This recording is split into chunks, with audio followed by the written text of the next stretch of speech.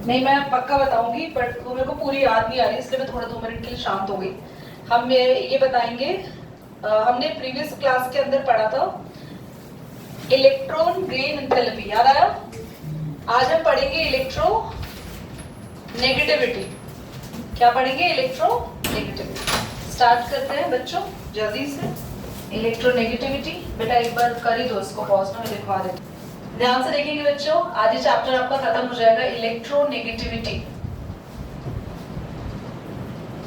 Electronegativity का मतलब क्या है कि कोई भी एटम कितना जल्दी अपने पास अट्रैक्ट करता है एक इलेक्ट्रॉन को अपनी तरफ। एटम इलेक्ट्रॉन को गेन करता है अपने अंदर, तो उसे कहते हैं इलेक्ट्रॉन गेन एंथैल्पी, जब एटम में इलेक्ट्रॉन ऐड हो जाता है। ऐड नहीं हो रहे इलेक्ट्रॉन, सिर्फ अट्रैक्ट हो रहे हैं। आप सब इस वर्ड का मीनिंग मुझसे ज्यादा समझ सकते हैं। The electron is not adding to you, the electron is just attracting to you.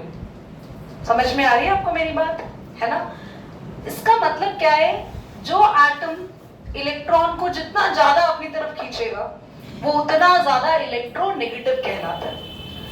दुनिया के टॉप मोस्ट इलेक्ट्रोनेगेटिव एलिमेंट में हमारे 3 एलिमेंट हैं, जिनका नाम आपको आज से हमेशा तक के लिए याद रखना है। वो है फ्लोरीन, ऑक्सीजन एंड नाइट्रोजन। तो जो सबसे ज्यादा इलेक्ट्रोनेगेटिव एलिमेंट है यूनिवर्स में पूरे, दैट इज फ्लोरीन। उसके बाद ऑक्सीजन, देन नाइट्रोजन। दीदी इसको थोड़ा सा और हमें डिटेल में समझाओ। इलेक्ट्रॉन अट्रैक्ट करने का मतलब समझ में नहीं आ रहा। क्या फ्लोरीन बैठे बैठे क्लोरीन में से इलेक्ट्रॉन अपनी तरफ अट्रैक्ट करेगा? क्या फ्लोरीन बैठे बैठे ऑक्सीजन के इलेक्ट्रॉन अपनी तरफ अट्रैक्ट करेगा? नो। इलेक्ट्रोनेगेटिविटी का रियल मीनिंग तब आता है जब हम पढ़ते हैं एटम नहीं, जब हम पढ़ते हैं किसी कंपाउंड को। ध्यान से देखना। फॉर एग्जाम्पल ये है HF। हमने क्लास 10th में इस तरीके से कोवेलेंट बॉन्ड्स पढ़े, याद आ रहा है कुछ?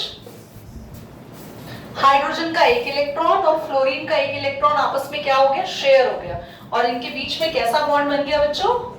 Covalent bond. अब क्योंकि H और F में से फ्लोरीन मोस्ट इलेक्ट्रोनेगेटिव एलिमेंट में से एक है, तो ये क्या करता है? फ्लोरीन इस पेयर ऑफ इलेक्ट्रॉन को थोड़ा सा अपनी तरफ शिफ्ट कर देता है। क्या आपको समझ आया हुआ क्या? वो जो पेयर ऑफ इलेक्ट्रॉन था वो बिल्कुल बीचों बीच नहीं रहता, किसकी तरफ शिफ्ट हो जाता है? तो किसी भी एटम का किसको अट्रैक्ट करना? इलेक्ट्रॉन के शेयर्ड पेयर को अट्रैक्ट करना by a bond between them. इनके बीच में एक बॉन्ड बना होगा। बॉन्ड किससे बना होगा? इलेक्ट्रॉन के पेयर से, और उसी बॉन्ड के इलेक्ट्रॉन पेयर को अपनी तरफ थोड़ा सा खींच लेना, अट्रैक्ट करना। अपने में लेना नहीं है, वो इलेक्ट्रॉन उसमें ऐड नहीं हो रहे। ये इलेक्ट्रॉन हाइड्रोजन में भी काउंट हो रहे हैं, ये इलेक्ट्रॉन फ्लोरीन में भी काउंट हो रहे हैं, पर थोड़े से फ्लोरीन के पास आ गए क्योंकि फ्लोरीन ने अपनी अट्रैक्शन से अपनी तरफ थोड़ा खींच लिया। इसको बोलते हैं इलेक्ट्रोनेगेटिविटी। समझ में आ रही है आपको बात? धीरे से होता क्या है फिर? इलेक्ट्रोनेगेटिविटी की वजह से फ्लोरीन हो जाता है पार्शियल, ये साइन है पार्शियल नेगेटिव, और ये हो जाता है पार्शियल पॉजिटिव। देखिए पार्शियल समझ नहीं आ रहा, हमें नेगेटिव और पॉजिटिव तो सुना था बेटा। मैंने कंप्लीट नेगेटिव क्यों नहीं बोला? क्योंकि अगर कोई एटम इलेक्ट्रॉन ले लेता है, टेकिंग द इलेक्ट्रॉन, तब हमारे पास पूरा माइनस चार्ज आता है। फॉर एग्जाम्पल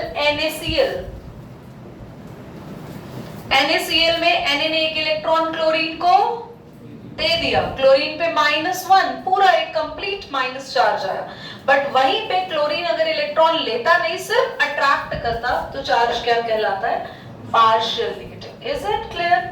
समझ में आ रहा है आप सभी को? नाउ हम ये पढ़ेंगे कि पीरियड्स और ग्रुप्स में इलेक्ट्रोनेगेटिविटी के क्या इफेक्ट होते हैं। सब बच्चों को इलेक्ट्रोनेगेटिविटी क्लियर हो गई? कोई डाउट है तो पूछ लो।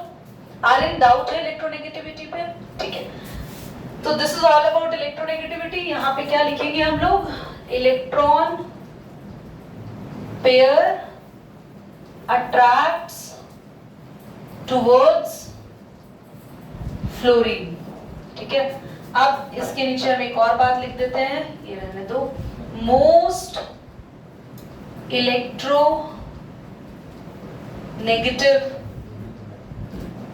एटम्स में कौन कौन आता है? फॉन, याद रखना, N stands for नाइट्रोजन। अब हम पढ़ेंगे वेरिएशन ऑफ इलेक्ट्रोनेगेटिविटी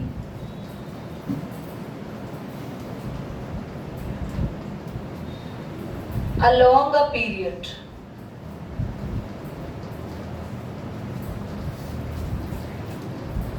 पीरियड में हम ये लिखते हैं lithium, beryllium, boron, carbon, nitrogen, oxygen, fluorine. Neon नहीं लिख रहे हैं क्योंकि मैंने आपको बताया था हम लेफ्ट टू राइट पीरियड की बात भी करते हैं, तो उस केस में हम नोबल गैसेस को नहीं लेते, उनका बिहेवियर बाकियों से अलग रहता है, वो स्टेबल है। बच्चों मुझे बताओ, लेफ्ट टू राइट अगर आप जाते हो तो साइज क्या होता है, मुझे बताएंगे Sanjana. Sanjana, size of atom बेटा इंक्रीज नहीं डिक्रीज होता है, पढ़ो प्लीज। लेफ्ट टू राइट जाते हैं, हमें पता है size of the atom decrease होता है, क्यों? क्योंकि न्यूक्लियर चार्ज बढ़ता है। मुझे एक बात बताना, जब हम लेफ्ट टू राइट जाएंगे साइज छोटा होता जाएगा, न्यूक्लियस की पावर बढ़ती जाएगी, सो इलेक्ट्रोनेगेटिविटी बढ़ेगी या कम होगी? Absolutely right, size of the atom decreases as of nuclear charge increases. So क्या होगा बच्चों? Electronegativity also increases. समझ में आ गया? अब हम पढ़ेंगे along a group. I am not drawing it here, writing it here, यहां लिख रही हूं, आप प्लीज उसी के नीचे लिखना as it is, along the group. So if we are talk about a group,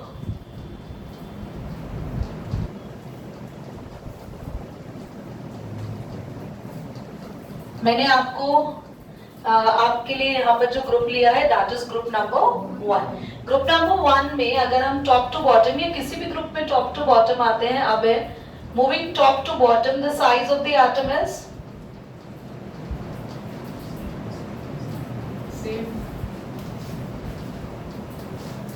बेटा चाटा अभी खाओगे थोड़ी देर बाद, क्योंकि बुकिंग तो हो चुकी है उसकी।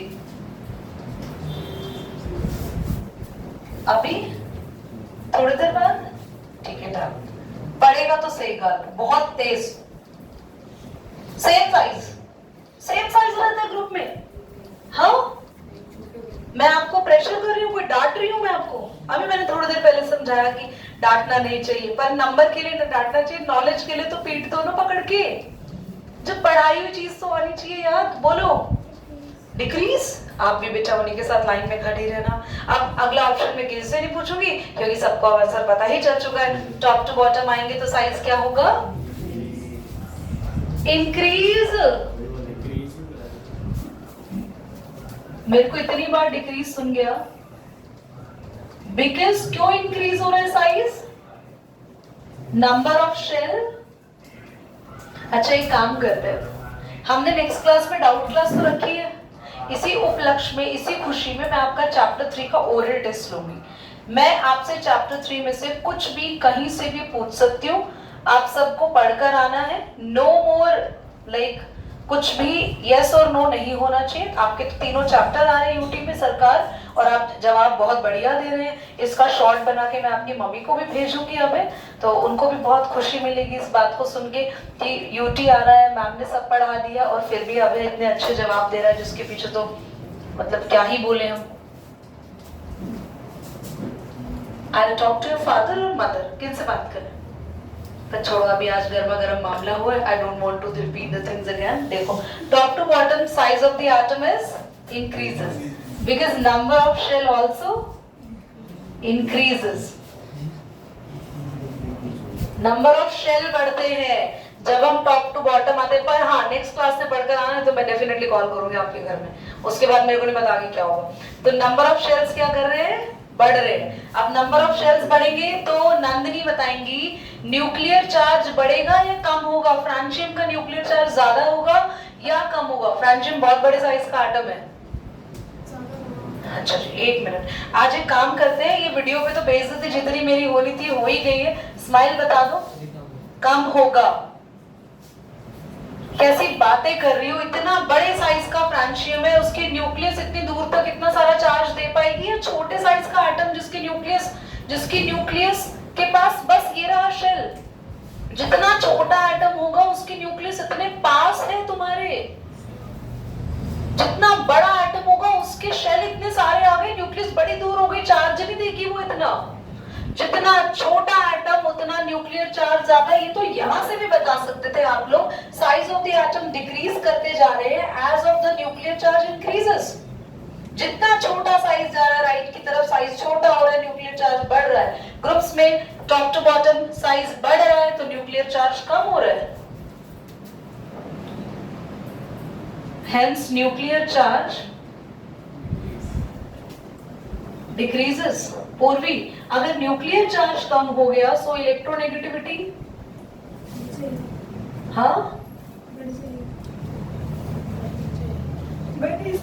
मानना है अपना। हाँ, इलेक्ट्रोनेगेटिविटी का मतलब क्या होता है इलेक्ट्रॉन को? ये वीडियो देखना, तुम्हें ना तरस आए मेरे ऊपर, हद हो गई। यहां हमने क्या बताया था, न्यूक्लियर चार्ज बढ़ रहा है तो इलेक्ट्रोनेगेटिविटी बढ़ रही है। अब यहाँ न्यूक्लियर चार्ज कम हो रहा है तो वहीं से देख के बता देते गधो, सो इलेक्ट्रोनेगेटिविटी आल्सो। पॉज कर दो बेटा। बेटा 100% एग्जाम में क्वेश्चन आएगा, एनोमलस पेयर को समझो।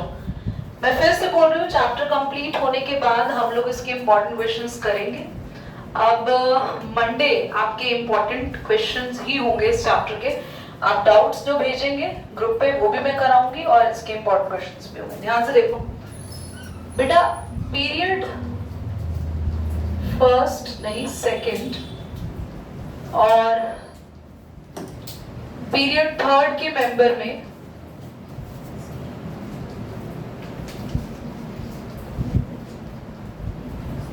ठीक है,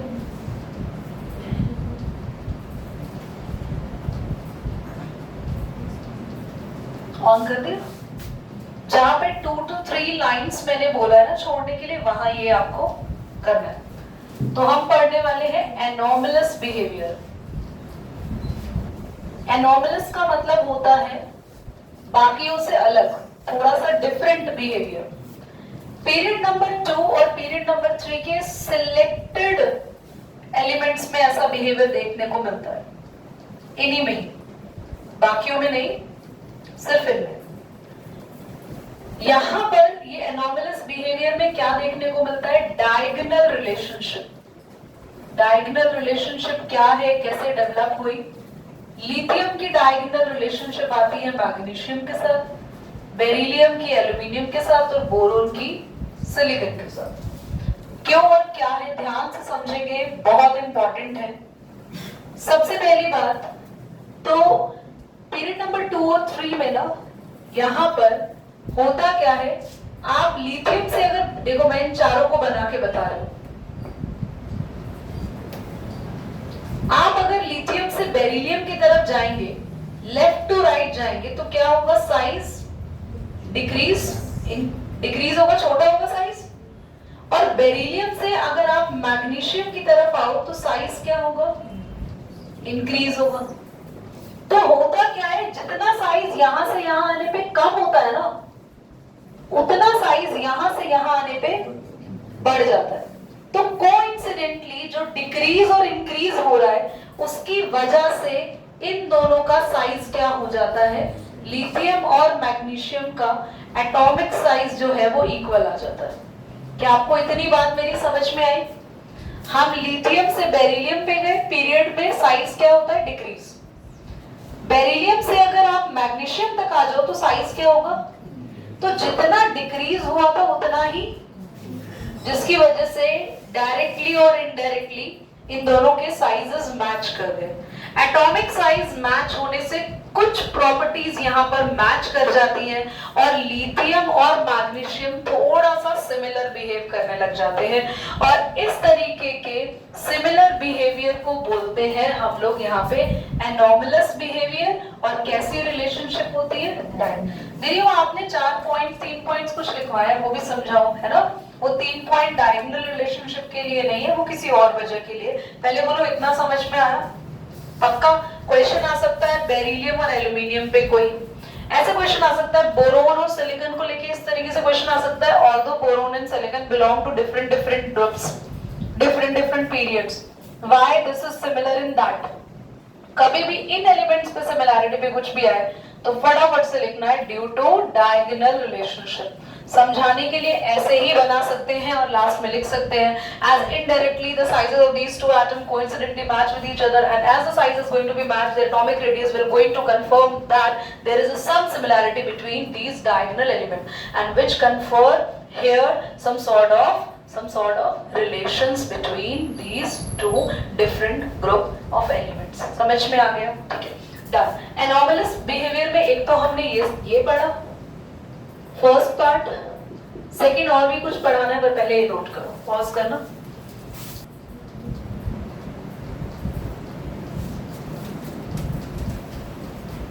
बेटा एक तो हमने डायगोनल रिलेशनशिप पढ़ी, एक हम एनोमलस बिहेवियर पढ़ रहे हैं। एनोमलस बिहेवियर का मतलब है जो पीरियड 2 के एलिमेंट है ना, ये बाकियों से ना थोड़ा अलग बिहेव करते हैं, मतलब अपने पूरे ग्रुप से, बाकी का जो ग्रुप है ना उससे बिहेव करते हैं, बिहेव डिफरेंटली। मतलब अगर ये क्वेश्चन आए कि लिथियम ऐसा ऐसा ऐसा ऐसा करता है बाकी क्यों नहीं करते, बेरिलियम ये सब कर रहा है बाकी क्यों नहीं कर रहे, मतलब अगर पूरे ग्रुप को लेके सिर्फ इन्हीं एलिमेंट्स को अलग बोला जा रहा है तो इसके पीछे क्या रीजन है, बहुत ध्यान से सुनना। क्या रीजन था एक इन सबका? स्मॉल साइज, सबसे छोटे साइज के होते हैं ये अपने टॉप पे जो एलिमेंट होते हैं सारे के सारे। Second, very high ionisation enthalpy, मतलब इनसे इलेक्ट्रॉन निकालना भैया बहुत मुश्किल है। हाँ मुझे ये पता है, अभी तुम समझ रहे हो ना तो तुम्हारे माइंड में बहुत सारे डाउट्स आ रहे होंगे कि हमें समझ तो आ रहा है पर अप्लाई कैसे करना है, पेपर में कैसे लिखना है, क्वेश्चन क्या आएगा। डोंट वरी, मैंने इसीलिए बोला मैं इस चैप्टर के मेजॉरिटी ऑफ द क्वेश्चंस कराऊंगी बिकॉज़ ये चैप्टर खुद से समझ में नहीं आने वाला।